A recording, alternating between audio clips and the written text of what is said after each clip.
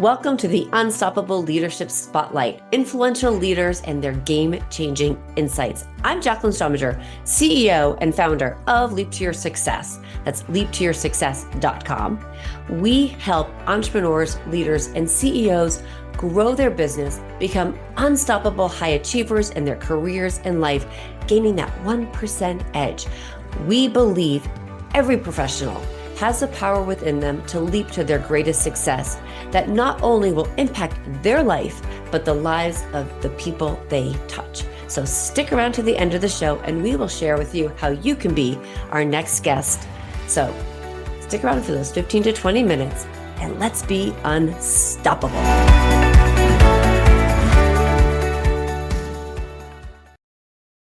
Excited today. So welcome to everybody and welcome to the Unstoppable Leadership Spotlight podcast, where we uncover game-changing insights that propel leaders to new heights. Today, I am thrilled to share and introduce Rachel Phillips, a visionary leader making waves in her industry. She is known for her bold strategies and empowering leadership style. Rachel has consistently transformed challenges into opportunities, inspiring those around her to achieve greatness. Join us as we delve into her journey, uncovering the principles and pivotal moments that have defined her success. Get ready for an inspiring conversation that will ignite your own leadership potential. So, Rachel, welcome to the Unstoppable Leadership Spotlight podcast. Oh my gosh, Jacqueline, thank you for such a warm welcome. I'm delighted to be here. So, Rachel, I was reading your bio, and we just shared a little bit beforehand. I mean, you were in college, you were an intern, in retail, and then you interned at the company. You also have a law background. Yeah. So tell us a little bit about your journey to now president of this awesome company. Yeah. So it's actually crazy. So I was in law school, finishing up my first year, and who was the original founder of Fully Accountable had gone to the law school and said, I need a new intern. Can you give me the number one kid in the business class? I'd like to interview them. And so the dean called me down one day and said, hey, we have an interview opportunity for you. He's taken multiple interns. They've all been wildly successful. At the time, he Fully Accountable wasn't around. He was running a few other companies. But I went and interviewed there and was like, wow, I can gain a lot of experience and just learn and grow so much. And so I started as an intern with him. Over the course of the next 2 years, worked in several different businesses. He did a lot of buying and selling companies. So that's really where I got my start, would have been mergers, acquisition, corporate law. And at the very tail end, as I was taking the bar exam, he and his business partner came up with the idea of Fully Accountable, being an outsourced accounting department for companies. Back in 2014, when outsourcing wasn't nearly what it was today. Right. And on my break during the bar exam, they called and were like, can you incorporate this company for us? And so I actually incorporated Fully Accountable during my lunch on the first day of the bar exam. I know it's one of my very favorite memories, primarily because we just celebrated our 10-year anniversary. But I remember it being July 30th because that was when you take the bar exam. So it's like always this fun little thing for me every July 30th to be like, oh, we're another year in. Right. Oh my God. Yeah. So I finished taking the bar. I got back and I said to them, I love this idea of what you've come up with. I know it hasn't really launched yet, but I want to be a part of it. So rather than going out on the open market, how can I be in this? Like, I want to be a part of it. I love what we're doing here. And so I started, I went from being a law intern to like business manager. I did a little bit of everything from accounting to sales to marketing. And we just continued to grow the business. We went from 3 employees in 2014, which was the three of us, up to 52 employees today, about 10 and a half years later, which is amazing. We've grown an entirely hybrid model, which was, again, not normal pre-COVID times, but we've been doing it since the beginning. And then most recently, my business partner, Chris, and myself bought the founding partner and majority owner out in July of this year. And so now he and I co-own the Congratulations. business together. Thank you. Yeah. So That's it huge. really, Oh, so I gotta it's celebrate that with you. amazing. That's huge. Oh my God. Yeah. So it's really like intern to owner. And I've done everything from the most basic of administrative jobs that help keep the company running to some of the most crazy complex situations we ever find ourselves in that we likely never will. And one of the things I'm most proud about is everybody on my team I've interviewed and hired and have some personal connection with because I just think that people make companies and it's important that for a company of our size that we make people a priority. Okay. So there's so many different questions I want to ask. I'm like, oh my God. So first of all, kudos to you for seeing the vision that they had. I mean, if you go back to, and I would say even kudos to the two guys that brought you in as the Yeah. intern and sharing the vision that you were able to see that, because I think that is something that, I mean, I feel like I talk about that all the time, but I feel like it's one of those things that so many companies they do in the beginning, right? They talk about their vision and they almost kind of forget about it. Yep. And I agree with that. so like kudos to you for seeing that and being able to do that. So how do you keep that going for the people that you're bringing in? Like that keep that vision going? Totally. So a couple of things. Like number one is one of the things I always try to encourage my people is like you are your best asset and you are our company's best asset. And the more you love your job and the more that you want to do more at this company, the better we all are. And so we have a very, very collaborative company. We don't do a lot of hierarchy. There's not a lot of middle management. Like you got to go up through the chain. And for us, it's been able to let us do a couple things. Number one, a lot of people have been able to create, much like I did myself, their own destiny at their company.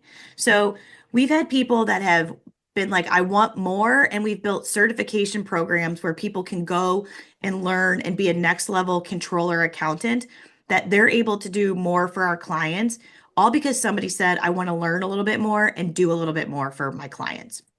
We have people that run training programs within our organization because they see the need of training other people and how it impacts their job. And so now we have an entire training department with multiple trainers who are actually training on the stuff we do. Like one of the things that always grinds my gears the most is somebody will come in and be like, here's this outside training program that you need to do. And a lot of times there's a lot of really good, valuable stuff. But we're training on the actual mechanics and the way that fully accountable does work, wants you to um, exhibit core values and make sure that you're being equipped to do your job the way that you actually need to do it, not the way that me, Rachel, who does not do your job, thinks that you need to, because I don't do that job, right? And so, because of that, we are constantly trying to create more opportunities for our people based on the holes that we have in our organization. Much like I saw a hole and took a chance on it, I want them to take a chance on themselves too. So again, a lot of great things, and a couple things like listeners, as you're hearing, one of the biggest insights that I think that you just shared, Rachel, is that what you said is that you help people create their own destiny, and there's not a lot of hierarchy. So in that vein, how do you help? I mean, obviously giving people the Yeah. the ability to learn, which is in investing in the people, but how do you keep people vested in there Yeah, without, because some people are always like attaching the next thing on the title or the, totally. Yep. So I think one of the reasons our people get attached to it is because we don't have all of that hierarchy. We get a lot of things done really fast. And so the plan to implementation, rather than having to go up through a bunch of channels, go through a ton of project management, we can work one-on-one with you to going and executing on what your idea is and then empower you to run with it. So maybe you don't look like the senior VP of accounting, right? You're not getting that job title, but you're now the lead controller that is managing all of the training platforms that all of our people do, and all of them are reporting to you on what they want. Like our people came to us on the trainings that they want, which I don't think a lot of people have companies that raise their hand that say, here's the trainings that I want. But our people are saying, here's what we want to learn. Like, here, go get us this type of stuff. And so I think it's because when we say we are going to do it, we actually go and do it. And it's done in a time frame that is exciting for people, that they're getting to be a part of it and then go do it too. That's, I really love that. So then, not to get into the nitty gritty. So, Sure. if somebody starts like, at the entry level, I mean, it's not necessarily a title that they're going to obviously get to Right. change. Is it more of is it financial or is it responsibility? Like, if I start here, how do I know my path? Yeah, it's a combination of both. So, it could be some responsibility. It could be, in our case, a lot of time what it is owning a category. So Okay. it could be sales tax. It could be income tax. It could be training. It could be being the liaison between our CFOs and our controllers. So there's a category that, as you continue to grow in business, you need people to own pieces and parts of it. And so what it usually looks like is you become the owner of that category that you want to be the expert in. And that comes with more responsibility. And it oftentimes, if not most time, comes with more financial Right. success as well. Yeah. Right. So again, I want to just kind of hone in on this point because I think it is so critical, which is people create their own destiny and they get to own the category. And the bigger word is to own it. I think Yes. that is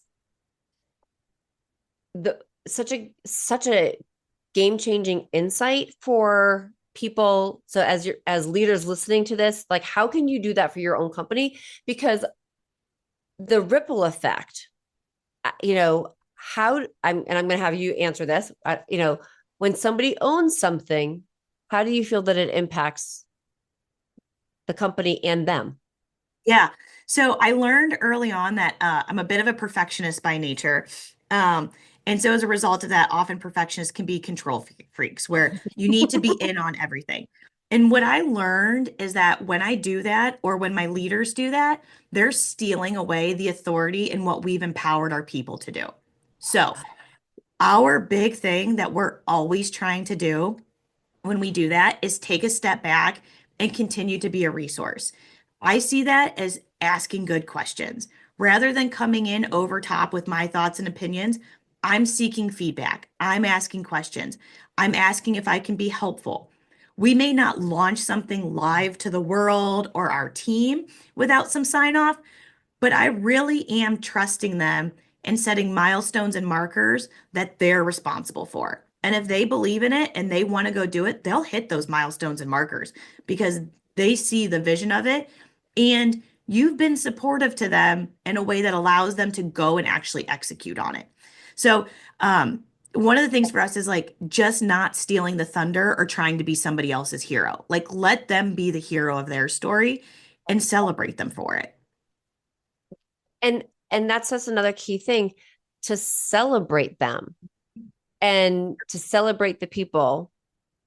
So what do you do to celebrate your people?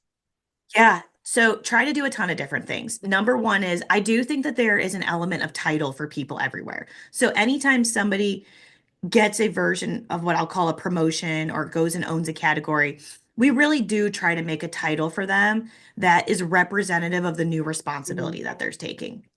We're really, really big on team culture. So that'll look like announcing it to the team publicly when we do our all team meeting, which is weekly.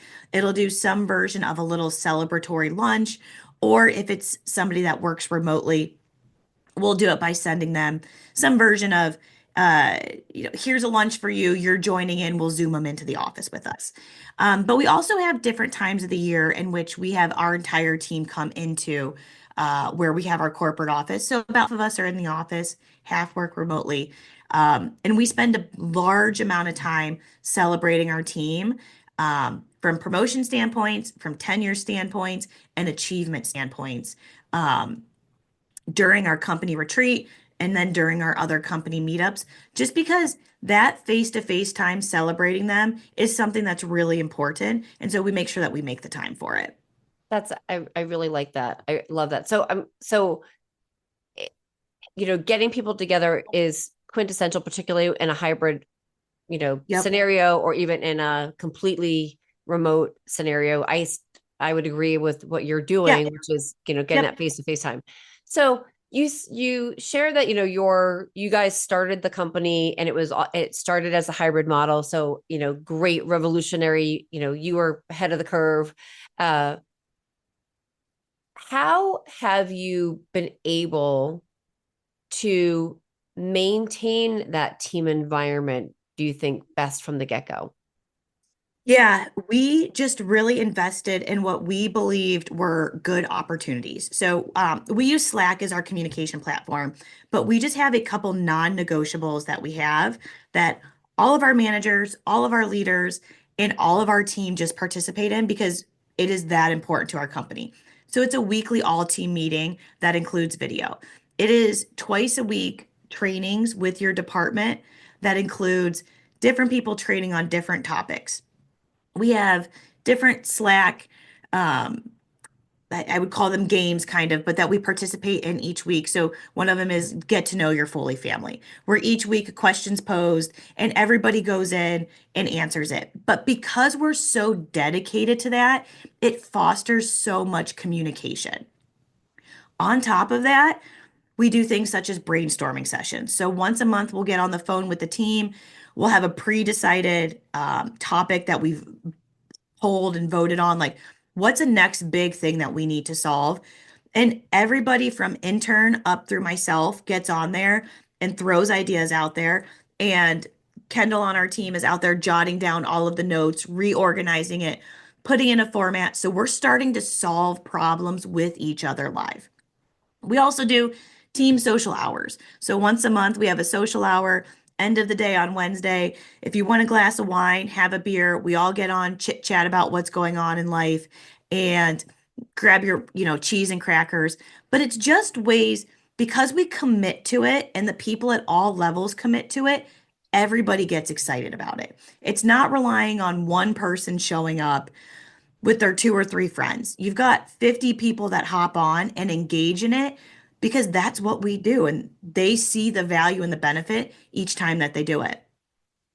A couple things that you said that I think, it's another really huge insight, which is getting people together, whether, even, for the happy hour, for the brainstorming, because Yep. you know, the way I look at it, it's getting people vested in the company, that they're feeling heard. And as you said, which to me is the quintessential piece, is it's fostering the communication. And communication is so important.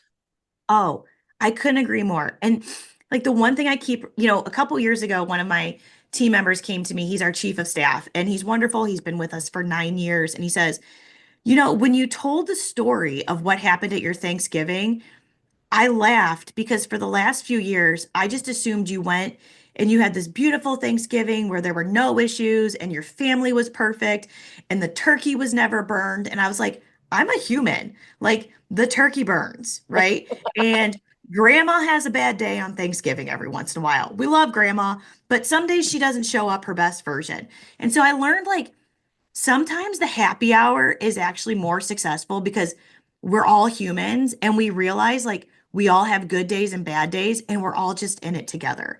As opposed to like always needing to be the person that has the answer for something where I look like almost not human sometimes. And so those things have been really monumental for our company. Yeah, and it humanizes everything, and Mhm. people understand, and it creates a different form of a relationship, Yes. Yes. right? And so what I am hearing from is that by doing these things, you are truly fostering a the entrepreneurial environment, which is a family environment, Yes, completely. and that's, I think that is something that even as you grow, you'll still be able to maintain that. Oh, absolutely. Yeah. We just have more people doing it now. It's not just me and five other people. I've got six really, really strong managers that are also doing it alongside me. Yeah. And that's really, really fantastic. So I could probably talk to you for hours and hours and hours about all this stuff because it's like it's so great to hear a great leader like yourself share what you're doing and fostering this great communication. It's and helping the people on your team because when they go out to the world and they are interacting with the person at their local coffee shop or at the grocery store, because they are almost at an elevated level because they're when you do that and you're investing in your people, they rise up, they bring Totally. that to the world. Exactly.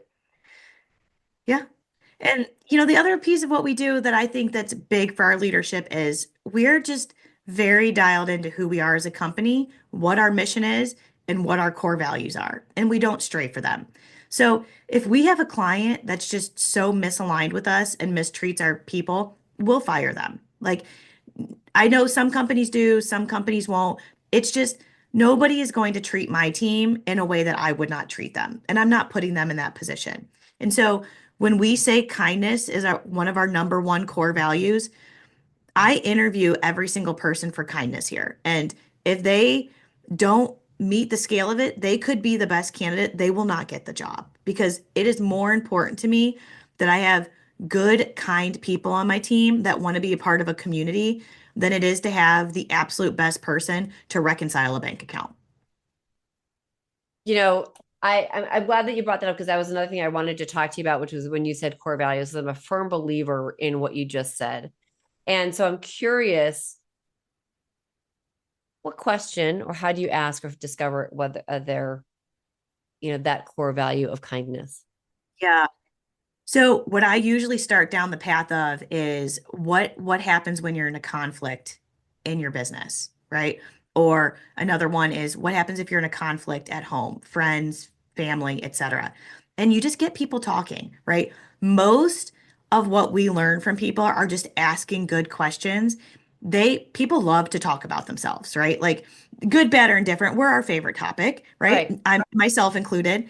Um, but they can't help it to expose themselves. Here's the key that I've learned. You're always looking for a reason to say yes. That's what people want to do. I want to be able to say yes. What we try to do is we're always starting at no and getting a person to make us want to say yes to them. And if you flip that filter of it to being like, I'm automatically going to assume that this is a no, get me to say yes, you will ask better questions because you're not leading them to where you want to be. You've already started at that they're not there and get them to communicate with you or answer questions that actually answer the heart of what you're trying to solve. So in kindness, I want to know how they deal with conflict. And I don't want to hear about how, you know, uh, they disagreed with a manager, right? Like everybody has disagreed with a manager at some point. What did you do? What did you say? How did you solve it? Did you run from that job? Did you run from that manager? Did you actually sit down and talk through what happened, right? Going through all of those follow-up questions and digging is how we find out that type of stuff. That's great. And it's quintessential in terms of finding that those knowing your core values. Mhm. And what you said, I thought, again, it's another insight that I think people should, listeners, as you're hearing this, take note to know your company's core values and bringing people on that align with those core values. And as that's really key.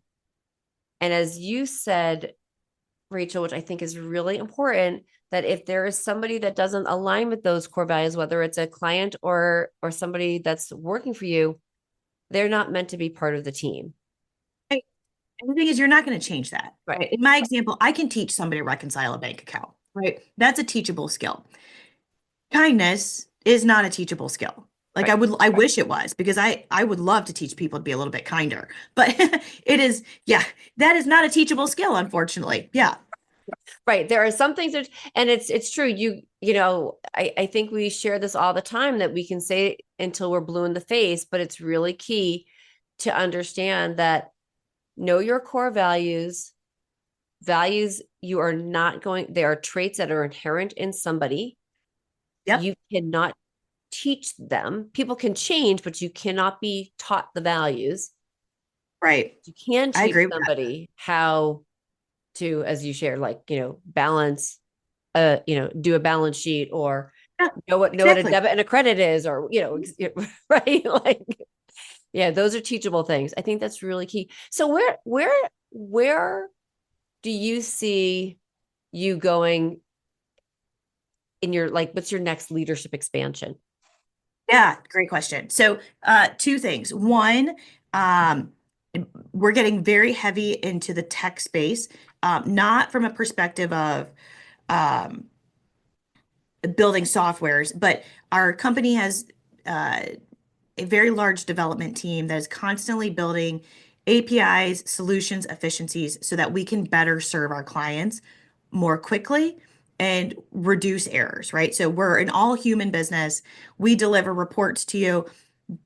The more we can get them to you quicker, the better you can make decisions faster. And so our whole thing is continue to deliver to you objective data. And so by using APIs, all of these platforms such as Plaid, Meta, they're allowing us to deliver you better reporting quicker so that you can be more proactive in your business.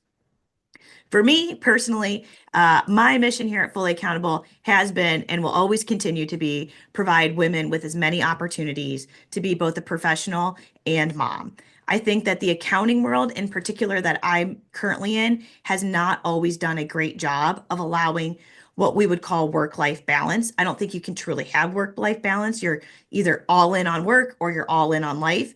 But when you're all in on life at the soccer game, I want you all in on life at the soccer game.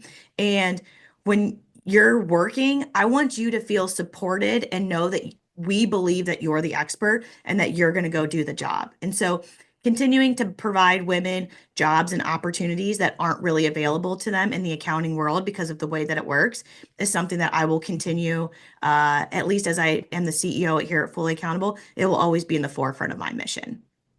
I absolutely love that. And uh as you shared, work-life balance, it's the scale may be like this, but because Yeah, that's where the balance is at that moment. right. And it's always going to flip. It depends upon what we need to be focusing on. But it's Exactly. really great that that's something that you're bringing to the table as part of your Yeah. mission. Um, Yeah. So our company oddly started scaling early on with team through Army wives or military wives. huh. Because we hired remotely, we cared more about having the better accountant that fit our mold as opposed to having somebody in Akron, Ohio that could come sit in a seat with us. And early on, we had a gal join us whose husband was in the army and was like, this has been the most amazing job for me because my husband gets moved or deployed and I can't keep an accounting career because every time I have to move with him, I have to quit my job. And so nowhere that requires that will hire me because I can't commit to them beyond the 12 months or whatever. And so she was like, I hear we're hiring somebody else. Why don't I post it in my Army Wives board? And then we had another one. And then she had a friend that lived really far out in the middle of nowhere, Wisconsin, that to get to an accounting firm had to drive an hour and a half each day. And I was like, there are pockets of women all throughout the US that aren't able to be accountants because they can't get to a big city, or that big city requires them to work so many hours. They're sacrificing time with their children. And I was like, we can solve this because I don't care if the balance sheet is balanced at 6 a.m. or 4 p.m. As long as it's balanced, like who gives a hoot and a holler, right? And so Right. That's awesome. we our entire controller base, not on purpose, but is actually all moms who left big firms to be able to have this work-life balance. Um, and they account for 56% of our company. Oh my God, I'm gonna cry. Yeah. That's so So it's awesome. I just been, that is, I yeah. mean, I moved from Massachusetts to Reno, Nevada, and Reno, Nevada, Okay. right, has Fallon is a big, Mhm. army base, and where, the one thing that I hear a lot with people that are in, and I talk to women and professionals all the time, is Mhm. that we have some tiny, tiny towns. Like, your husband may be a rancher, but you're not. Right. Yes. Yeah. I mean, I have two women that work in South Dakota. Like, yeah, like who, South Dakota, you know what I mean? But there are really talented people in South Dakota. There's just not a lot of big cities in South Dakota for Right. them to go work in. Yeah. Yeah, so I absolutely love that. So I hope you grow to be like, to be a 10,000, Yeah. I'm right. Me too. Yeah. because then like all the great, amazing people that you would be able to employ would be Yes. fantastic. So speaking of that, so do you plan to like, what are your growth plans? Like, Yeah. Totally. So we have actually, just the beginning of this year, we have expanded both our service offering and the demographics that we serve. Just trying to, our mission statement is to impact 10,000 businesses. And so for us, we felt we have done a great job growing to where we are over the last 10 years. But in order to hit that 10,000 business marker we want to hit, we need to expand. So as a result of that, we have expanded, like I said, more demographics and increase the level of service that we'll provide to them. I see us continuing to do that over the years until we really encapsulate that full back office solution. So HR, accounting, finance, legal, light IT. And we're just, we're really into the accounting piece of it. We're dabbling and starting to grow into the legal and HR. And I think that adding on eventually the IT piece will be how we round that out. I love that. Um, and um, your workforce Mhm. remote, are most of Yep. those people US based? Yep. They're all US based. Yep. Fantastic. Yeah. Absolutely fantastic.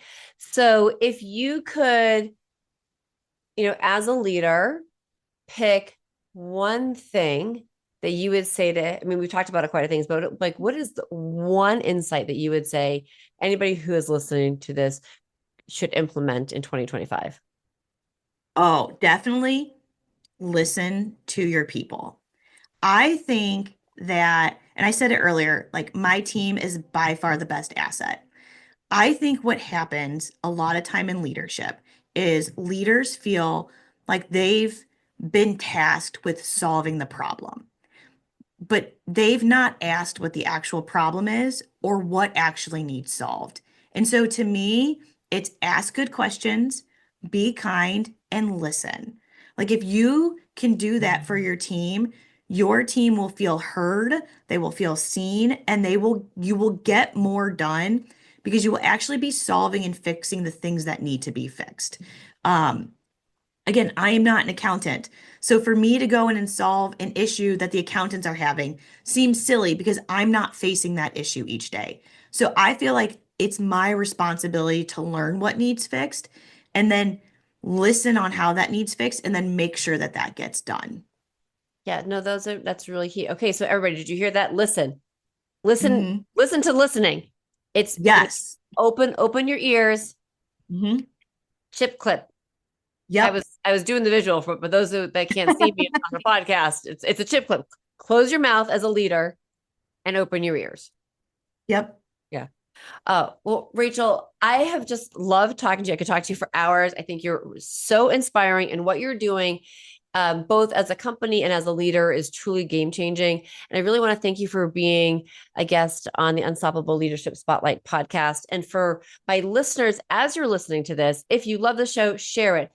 Share, subscribe, make sure that you let other people know about this, because if we can change how we lead today, we will make better people for tomorrow. So I'm Jacqueline Strominger, your host of the Unstoppable Leadership Spotlight podcast and your high performance coach that helps you get more shit done. Thank you for listening. And again, hit subscribe. Thank you.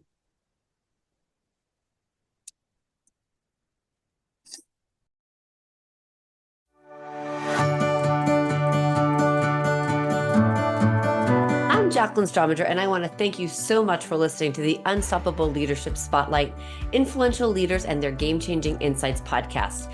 If you are a successful CEO, entrepreneur, or leader in your industry, and you have insights you would like to share, we want you to be a guest on this program. So please visit go.leaptoyoursuccess.com/podcast.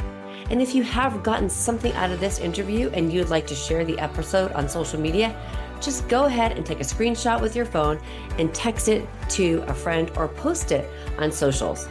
If you know somebody who would be a great guest, please tag them on social media and let them know about the show and include the hashtag Unstoppable Leadership Spotlight. I love seeing your posts and your guest suggestions. So we regularly are putting out new episodes and content. So please make sure you don't miss any episodes and go ahead and hit subscribe. Your thumbs up, ratings, and reviews go a long way to help promote the show, and they mean so much to me and my team. You want to know more about the podcast or about Leap to Your Success? Just go to the website leaptoyoursuccess.com or follow me, Jacqueline Strominger, on LinkedIn, Facebook, and Instagram. Just plug in my name, Jacqueline, that's JACLYN Strominger, STROMINGER, and follow me on all the socials. So thank you so much for listening, and remember, be unstoppable.